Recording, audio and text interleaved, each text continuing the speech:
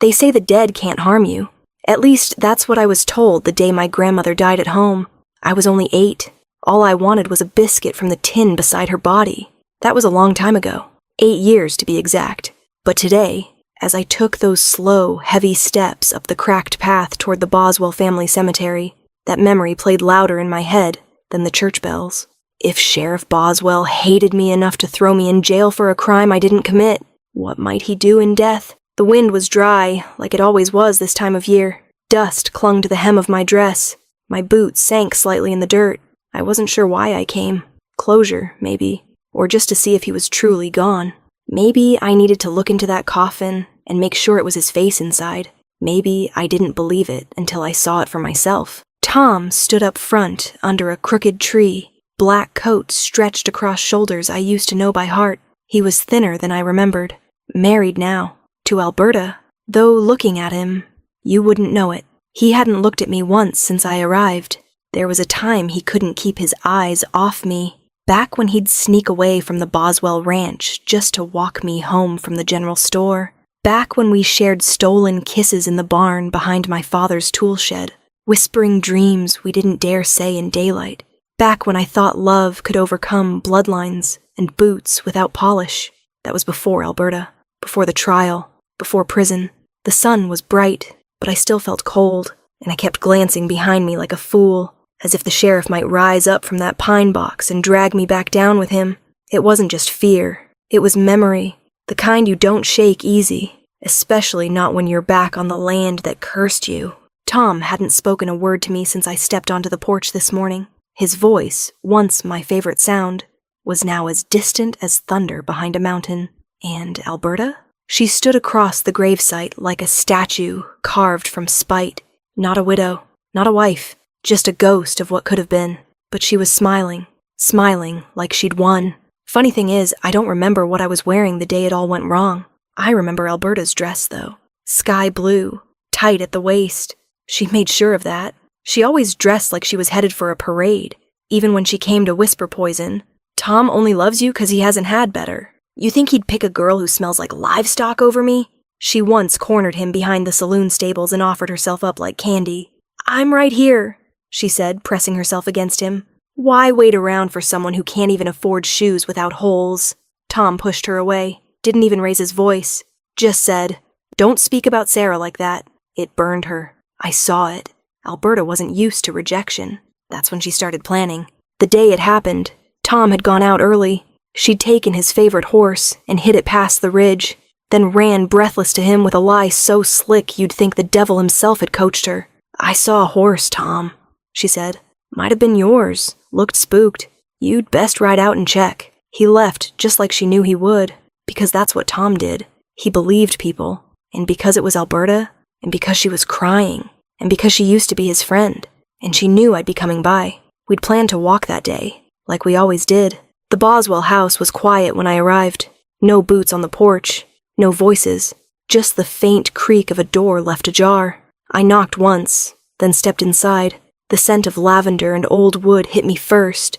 Then I saw her, Tom's grandmother, lying at the bottom of the staircase, her dress twisted, blood pooling beneath the edge of her gray hair. I dropped to my knees. Shaking hands reached for her wrist. No pulse. I wanted to scream, but something in me stayed silent. Maybe I already knew no one would believe me. And that's when Alberta stepped in, just like she'd timed it. Hair neat, tears ready. What did you do? She gasped. Oh God, what did you do? I tried to speak, tried to explain, but it didn't matter. Tom rode back into town after sunset. By then, the sheriff had already arrived. By then, I was already in cuffs. Standing there now, years later, at the sheriff's grave, I wondered how many people truly believed I did it, or if they simply wanted to believe it, because it was easier than admitting their kind could lie too. Tom still hadn't looked at me, but his fingers kept curling into fists. The preacher's voice droned on. The coffin lowered. Dust rose like regret. I stood back, quiet, just like they taught me to be. But inside, the fire was stirring, because I remembered the trial. I remembered the way Alberta sat in the front pew, with dry eyes and a silk handkerchief, whispering lies about jealousy and rage. She pushed the old woman, she told the judge, because she wanted to marry into the family, and couldn't bear being turned away. The sheriff nodded solemnly in court. And Tom, he looked down the entire time. They gave me 10 years. Said it would have been 15, but I was young. My parents cried so hard I thought they might follow me into the cell. And Alberta? She didn't visit once. But Tom married her, just 6 months after I was sentenced. They said it was for the family's sake, but I think he just needed something to bury the guilt. Now we live like shadows in the same town. 2 ghosts on opposite porches. Him with her, me with memories. And still, he hasn't looked at me today. I stepped forward, 1 foot in front of the other, closer to the grave, closer to the past. And just as the last shovel of dirt hit the coffin, Tom finally turned to me. His eyes were red-rimmed, and in a voice just above a whisper he said, "You shouldn't have come." I stared at him and said, "Neither should you have left me there." The courtroom was colder than I expected, not because of the wind slipping through the floorboards or the thinness of my dress, but because of the silence. Heavy, stretched thin, like everyone there had agreed not to breathe until I was no longer in the room. I sat at the defendant's table, my wrists red where the cuffs had been, my hands folded like I was praying, though I wasn't sure who to pray to anymore. My father sat in the second row, his shoulders hunched like they'd broken beneath the weight of shame. My mother's face was pale, her fingers clutched so tightly around her kerchief that I could see the whites of her knuckles from where I sat. I kept my eyes forward, but I could feel Tom behind me, 3rd row, left side. I didn't dare turn to see his face. Not yet. I was afraid of what it might look like. Afraid it wouldn't be the face I remembered. Afraid it would. Alberta was the first to testify. She took the stand like it was a stage, and she'd been waiting her whole life for the part. Pale blue dress, same shade she wore the day it happened. Ribbons at the sleeves. She folded her hands neatly on her lap, blinked slowly, and spoke in a voice so soft you had to lean forward to hear it. She said she'd come by the Boswell house that day to return a borrowed brooch, that she'd found me at the top of the staircase shouting, and then watched, she said, as I pushed Tom's grandmother down the stairs. "It all happened so fast," she whispered, eyes glassy. "But I know what I saw." The courtroom murmured. Someone gasped. Alberta dabbed her eye like she'd rehearsed it, and the jury swallowed every word. Not once did she look at me. I waited for Tom to stand, to say it wasn't true, that he knew me better than that I couldn't kill anyone, let alone a frail old woman who once gave me a ribbon for my hair and called me child, in a voice that reminded me of cinnamon tea. But Tom didn't speak. Not when they brought in character witnesses. Not when the prosecutor described me as a bitter, vengeful girl who wanted to claw her way into a family that didn't want her. Not even when the judge asked if the defense had anything further to add. His silence was louder than any verdict. When the word guilty came down, I didn't cry. I turned to face him instead, just once. His eyes met mine, and then dropped, as if looking at me was too heavy a thing to carry. Or maybe he was just tired of pretending I was someone worth defending. My mother made a noise I'll never forget, like something inside her tore loose.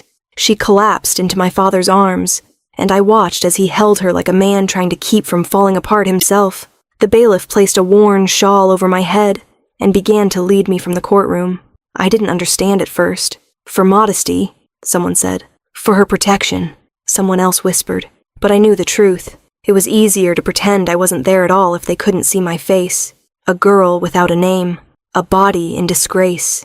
A lesson to every other girl who thought she could love someone out of her station. The walk through town felt longer than the trial. My boots dragged through the dirt. Spit hit the ground near my feet. Someone called me witch. A boy no older than 10 threw a stone that missed, but still made me flinch. I didn't lift my head. I didn't look for Tom. I knew better now. Prison wasn't made for softness. It stripped it from you by the day. The cot in my cell was made of wire and cloth. My first meal tasted like metal. The bars creaked like they were tired of holding people. That first night, I sat on the edge of my bed, with the shawl still over my head, as if keeping it there might let me hide a little longer. I whispered his name once, just once, and hated myself for it. I thought he'd come, that maybe he needed time, that maybe his father had warned him to stay away, that maybe, God help me, he'd send a letter. Weeks passed. Nothing. I started asking the guards if I had mail. "You'll know when you do," one of them said. I stopped asking after that. It was nearly 5 months in when I met her. Marnie, an older woman in the cell beside mine. Silver hair cut short like she'd hacked it off herself, arms like she'd been hauling barrels half her life. She offered me half a roll of bread one evening and told me I looked like I was waiting to die. "You talk in your sleep," she said, always saying a name. I didn't answer. She didn't push. But the next night, I told her everything. About Tom, about Alberta, about the day the world cracked and I didn't even get to scream. She listened without blinking, and when I finished, she spat on the floor and said, "You didn't push that woman. That girl lied." I stared at her. "How would you know?" She leaned back against the wall and said, "'Cause girls like that always lie. Pretty, mean, and spoiled. They see love as something they're owed, and when they don't get it, they's burn the whole barn down." I didn't want to believe her, but something in my chest shifted. Something I'd been holding still for too long. The image of Alberta in that courtroom, crying on command, came back sharper, colder. No wonder she never came to visit, not even to gloat. She didn't need to. She'd already won. The letter came in my 9th month inside. From my mother. Thin paper. Smudged ink. Full of news about the harvest. And God's mercy. But in the middle of the 3rd paragraph was the sentence that stole my breath. "Tom is to marry Alberta this Sunday." No emotion. No explanation. Just facts laid bare like a noose left hanging on a peg. I read it 4 times. Then I folded it and placed it under my cot. I didn't cry. I didn't scream. I just sat still. That was the day I stopped believing he ever loved me, and the day I stopped checking the mail. Years passed.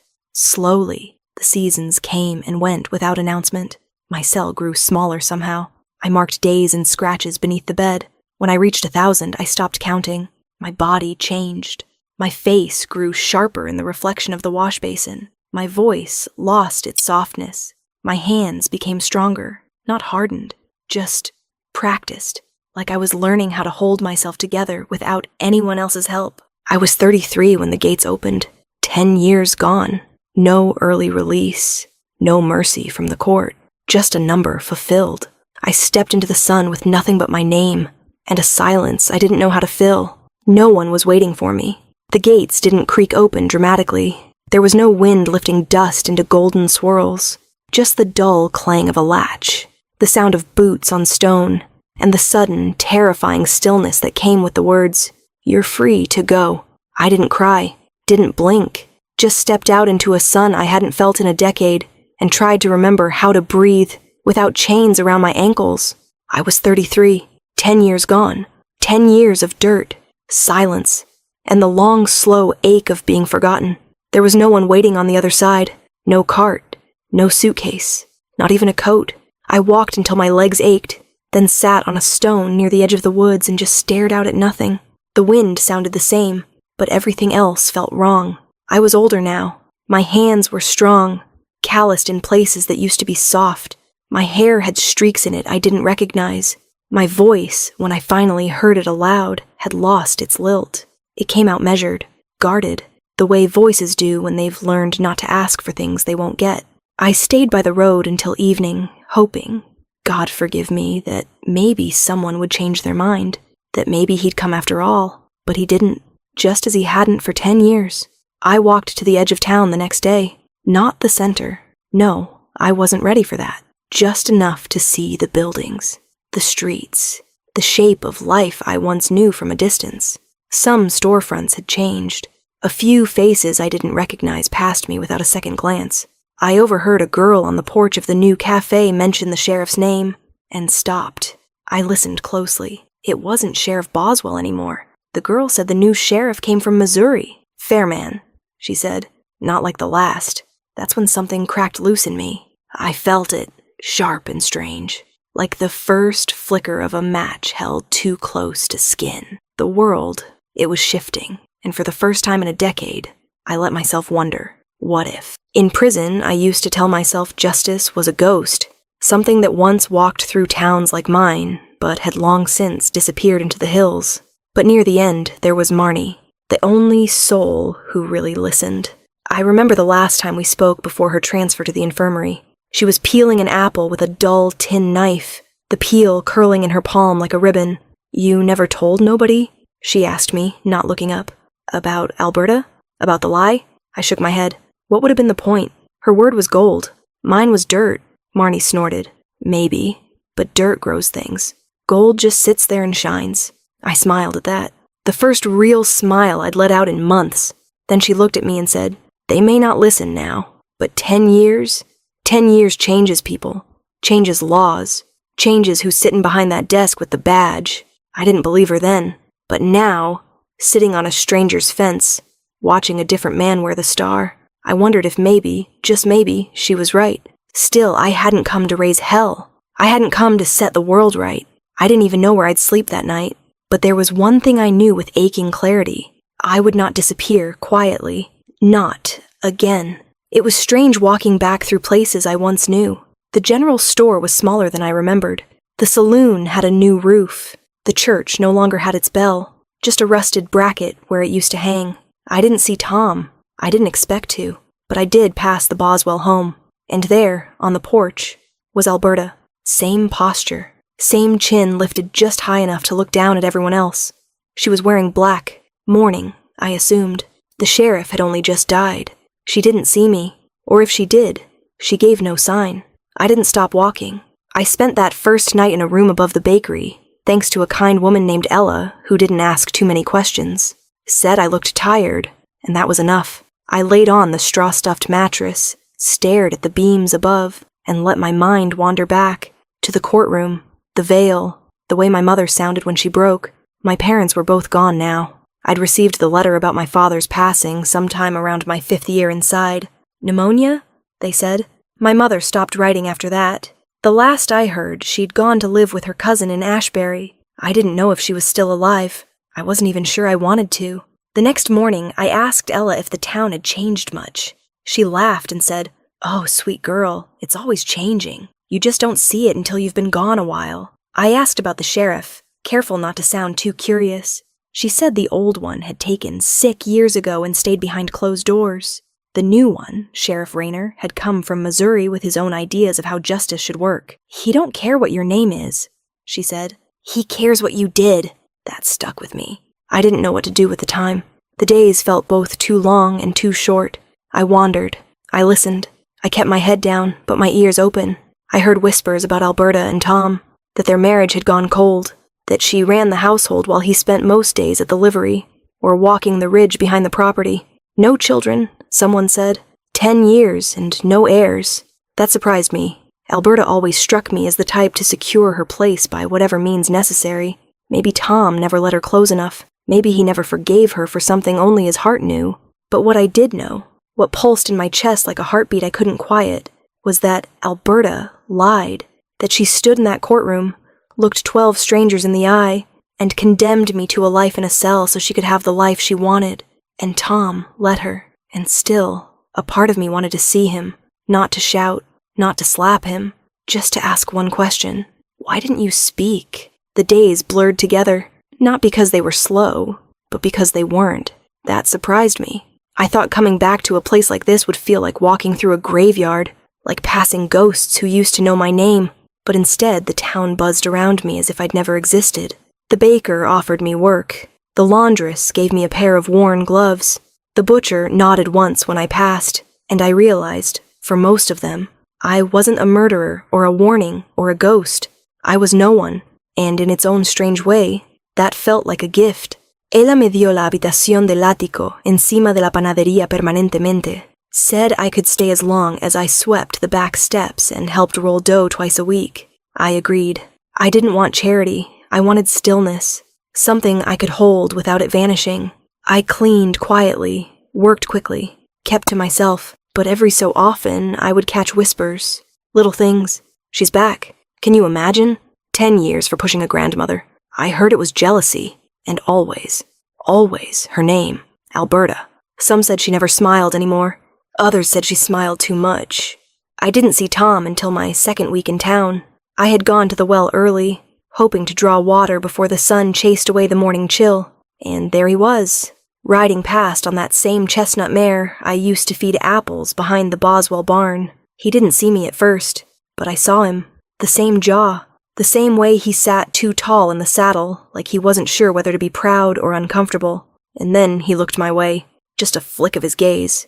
but our eyes met, for the first time in 10 years. He didn't stop, didn't nod, just kept riding. The mare's hooves thudded against dry earth, and I realized I wasn't angry. I was tired, too tired to chase anything that didn't want to be caught. It was later that day I met Thomas again, or rather, he met me. I had just left the bakery with a sack of flour slung under my arm when a voice, smooth and low, said, "That can't be Sarah McKenna." I turned, heart leaping with a strange sort of panic. He was taller now, broader, dressed better than any man in town, clean boots, dark vest, gloves tucked into a belt like he didn't quite need them. But the eyes were the same, amber, clever, and always watching. "Thomas," I said cautiously. He smiled, slow and warm. "I thought it was you, but I didn't want to believe it. Not because you look worse. God, no, but because I hoped you'd run far away from this place." I stared at him. "And yet, here you are," I said flatly. He laughed. "Fair point." He walked me back toward the bakery, not close enough to make a scene, just enough to be noticed. He asked how I was, said the town hadn't been the same without me. That Tom wasn't either. "He's not the man he used to be," he said, eyes narrowing just slightly. "Then again, maybe none of us are." I didn't say much, but I listened, and something about the way he talked, the gentleness, the politeness, it all felt deliberate, like a suit worn for a funeral, a performance, crisp and rehearsed. Still, he looked at me when he spoke. He listened. He didn't flinch when I mentioned prison. He even offered to help if I ever needed anything. Said he'd opened a small horse-trading post just outside town. "Nothing fancy," he said, "but enough to keep my hands honest." He paused, then added, "Something I've been trying to do more of lately." Later that night I stood at the window of the attic room and asked myself a question I hadn't dared voice before. Was I allowed to move on? Tom hadn't come to see me. Not after the trial. Not after the funeral. Not even now. If he could forget me, why couldn't I forget him? But forgetting isn't the same as healing. 3 days later, Thomas brought me a sack of sugar and a jar of coffee. Said Ella had mentioned I missed the taste. I thanked him. Politely. Nothing more. But Ella gave me a look that lingered. Not judgmental. Just curious. I went upstairs and didn't come down for supper. That weekend I passed Tom again. This time near the church. He was alone, carrying tools. He saw me. And this time, he stopped. Only for a second. "You've been talking to Thomas," he said. Not a question. A statement. His voice was lower than I remembered. Rougher. I nodded. "He's been kind."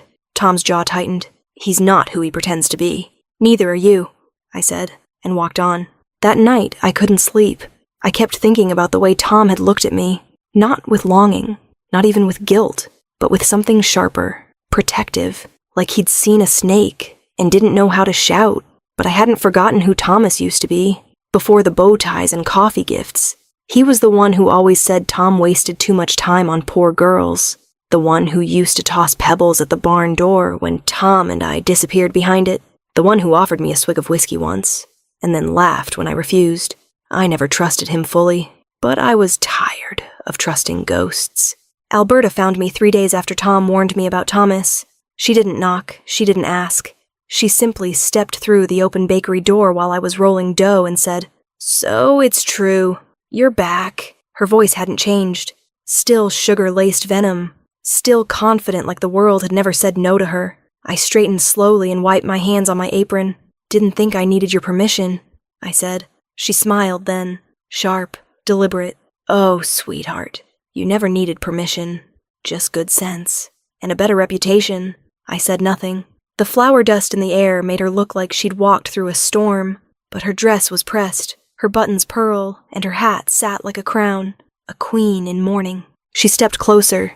"Tom says nothing, as usual, but I know him. He's watching you, and I'm telling you this out of kindness, Sarah. He's married now. Our life is quiet, uncomplicated. You walking back into town like some tragic ghost only stirs dust best left settled." I kept my face still. My voice, too. "You're afraid?" Her mouth twitched. "Of what? Of being seen beside me now that everyone knows you lied?" She laughed. It was brittle. "Please, you think after all this time, anyone still cares? They moved on. So should you." She turned to leave, but paused at the door. "Stay away from him. He's not yours anymore." I watched her walk out, and thought, not for the first time, how hard it must be to keep something that never really wanted to stay. Later that week, I was walking the ridge behind the livery.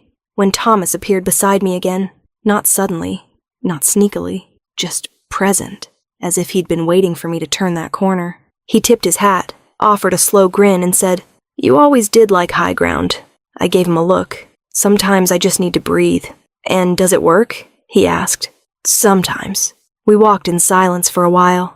The sun had just started dipping behind the trees, spilling orange light across the path. He spoke first.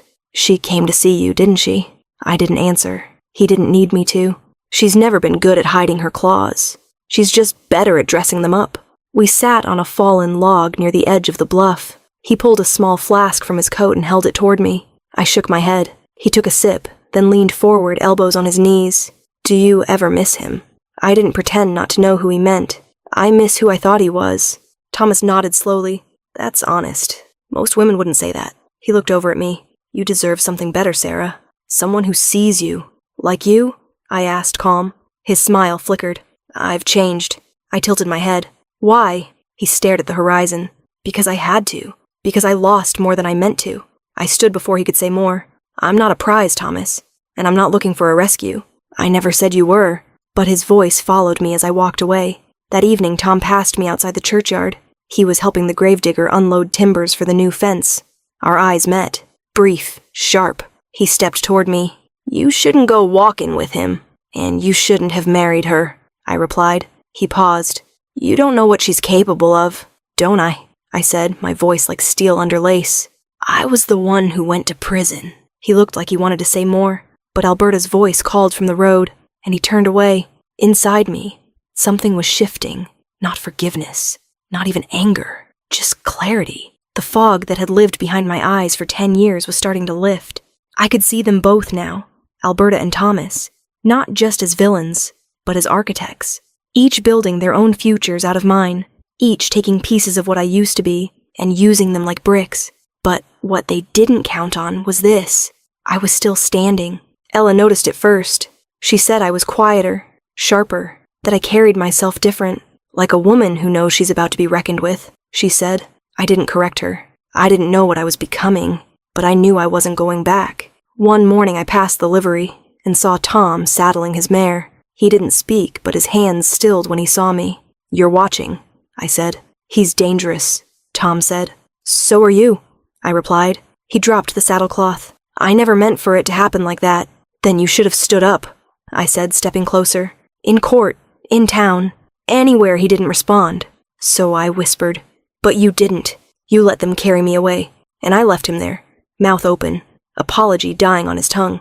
That night, Alberta stood outside the bakery. I saw her from the upstairs window, just standing, watching, her arms crossed, her shadow long and still. I didn't go down. I just stared back, and for a moment it felt like we both understood something. This wasn't over. And just like that, I was standing at his grave again.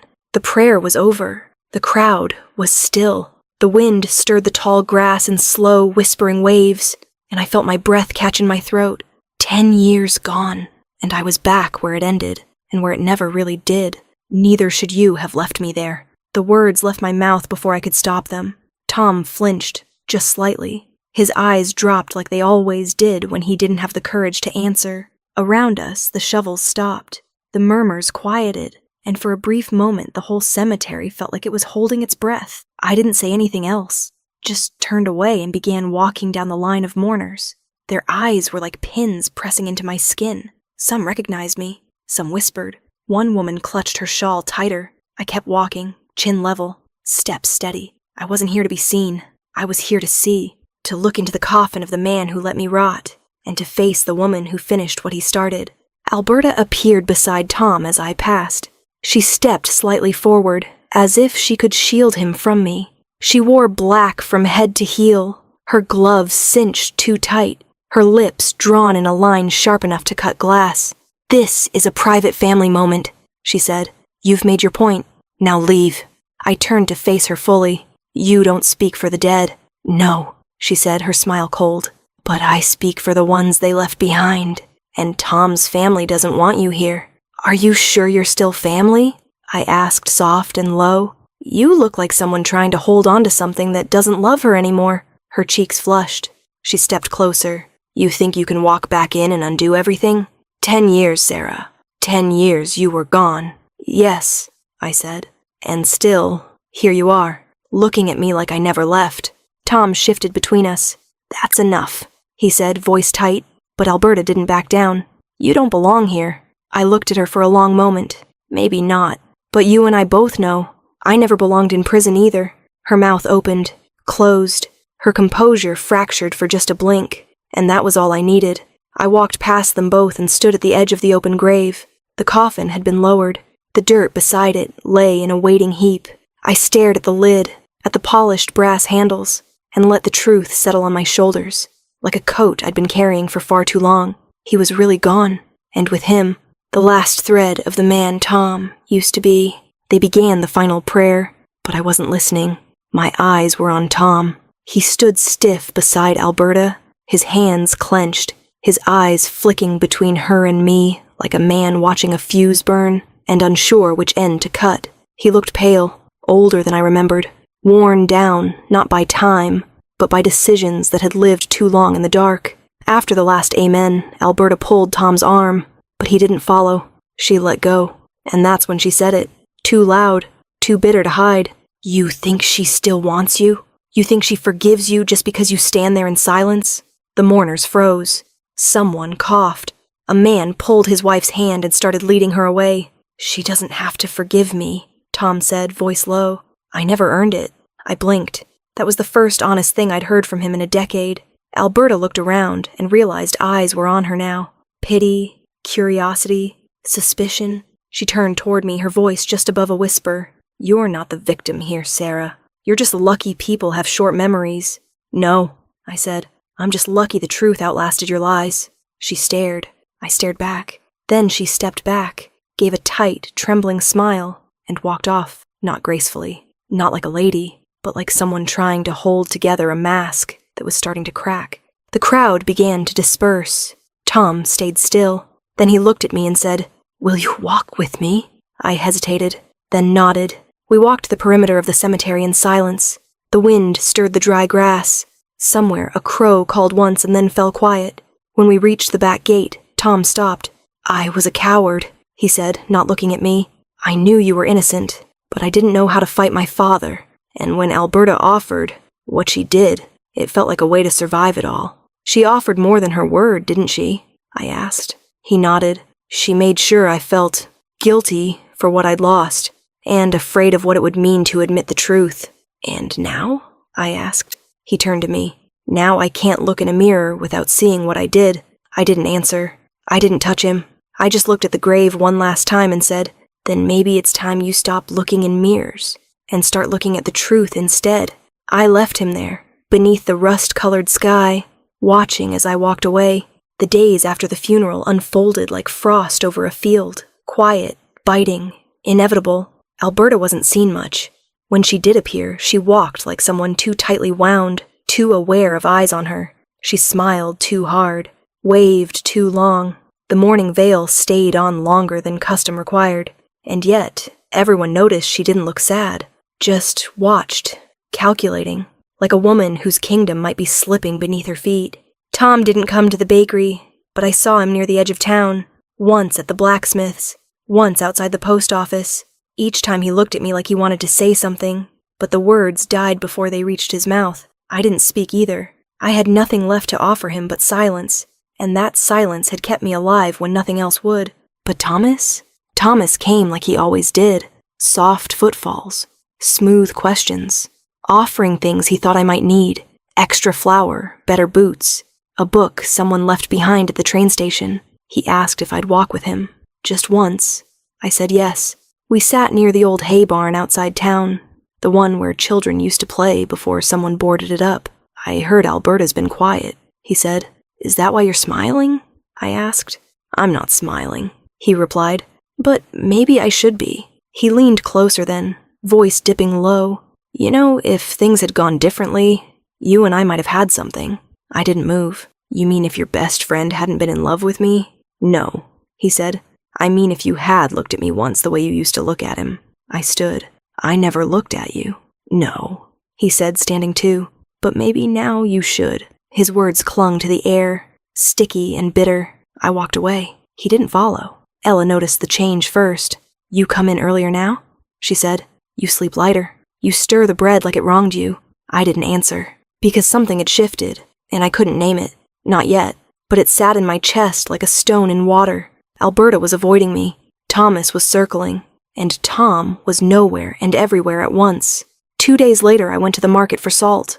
On my way back, I passed Alberta's house and saw her on the porch, face pale, hair undone, staring at nothing. I paused.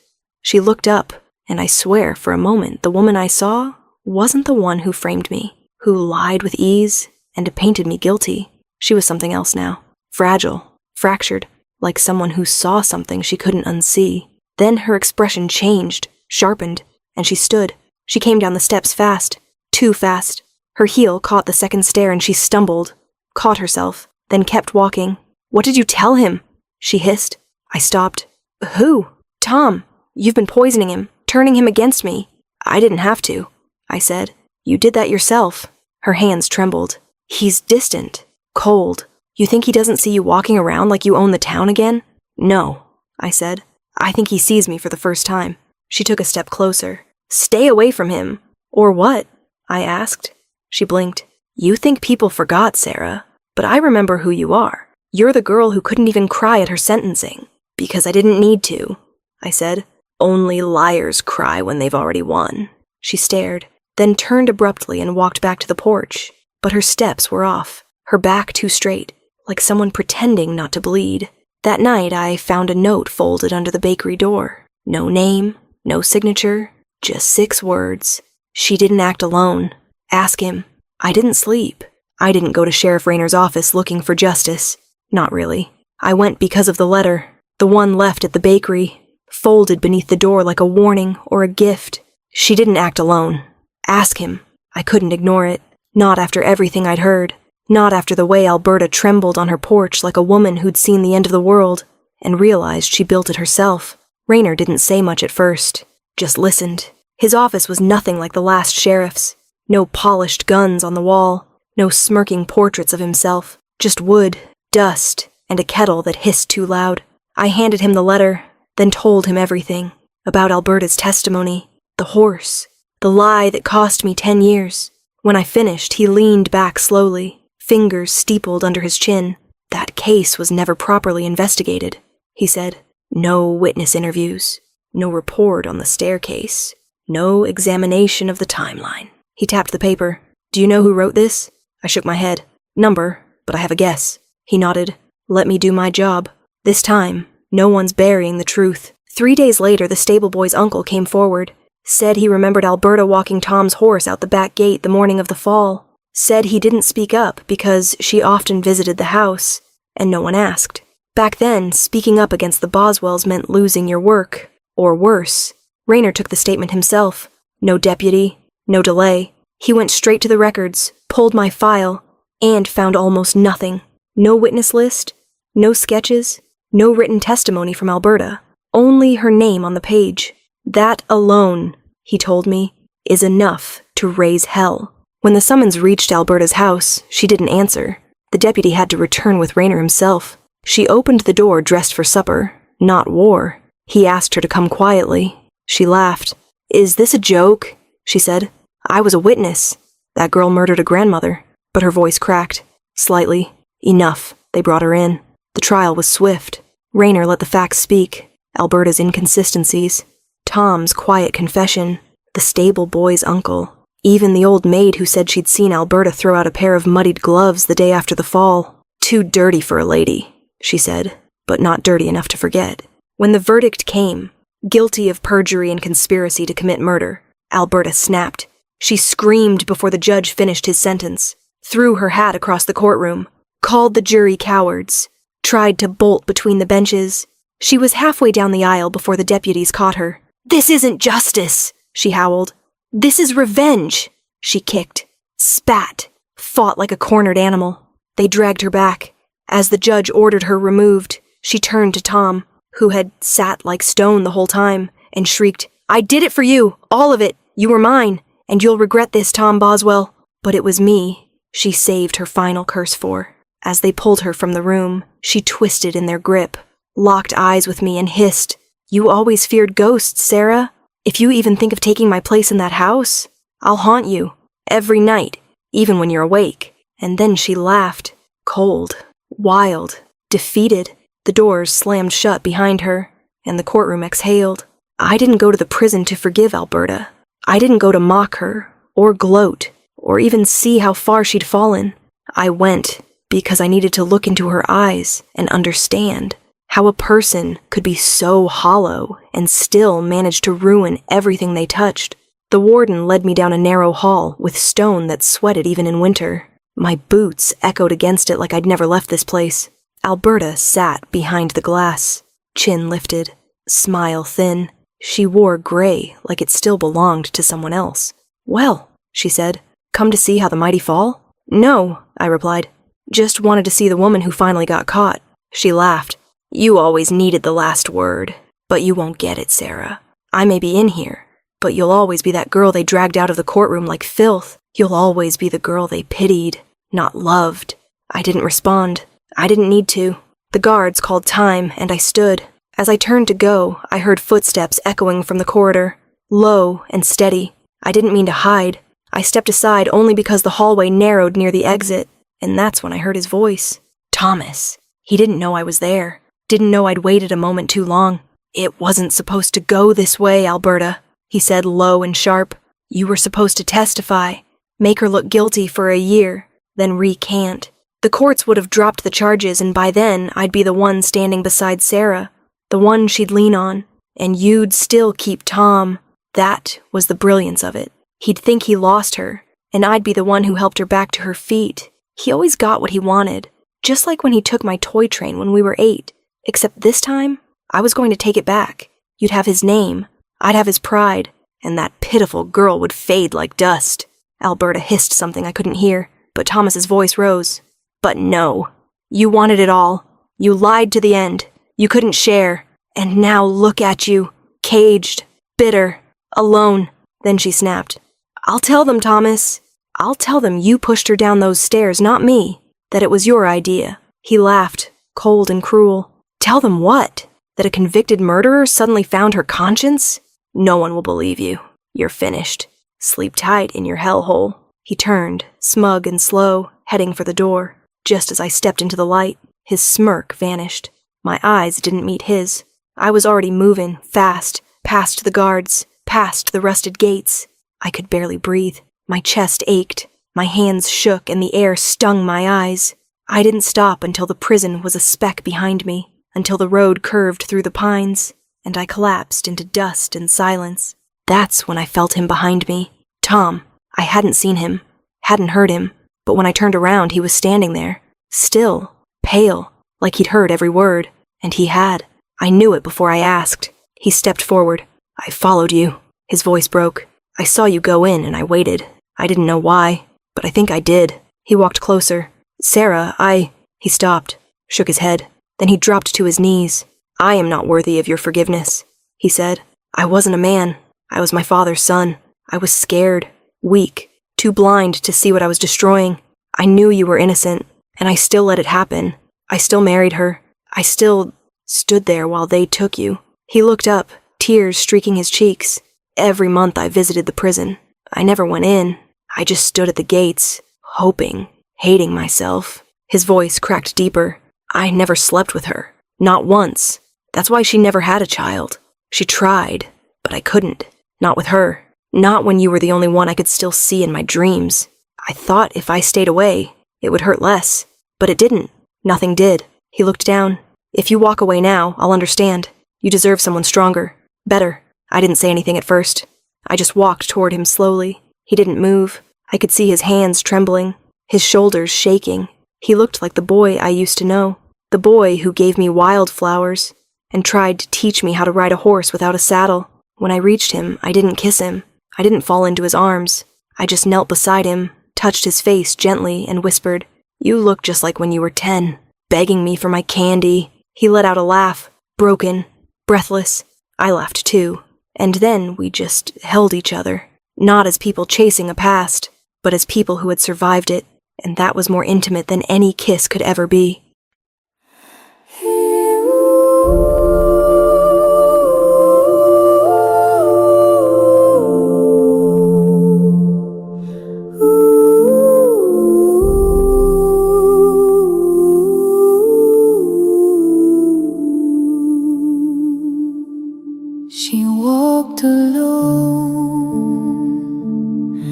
where the cold wind weeps past rusted gates and hollowed keeps, ashes and echoes, dust in her wake. She bore the silence no one could take. Still she stood through fire and rain, heart half broken, half unchained, one hand on truth, one on grace. She never begged, she held her place.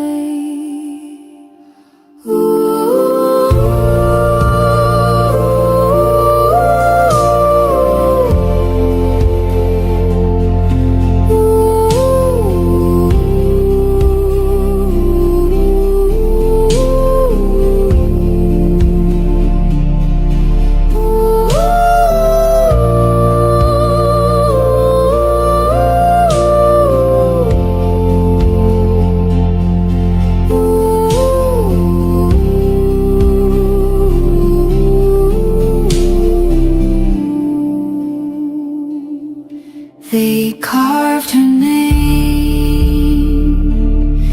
in bitter stone,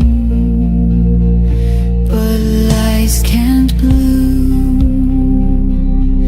where roots are grown. Through years of night, her soul held fast. No shadow born can now last her past.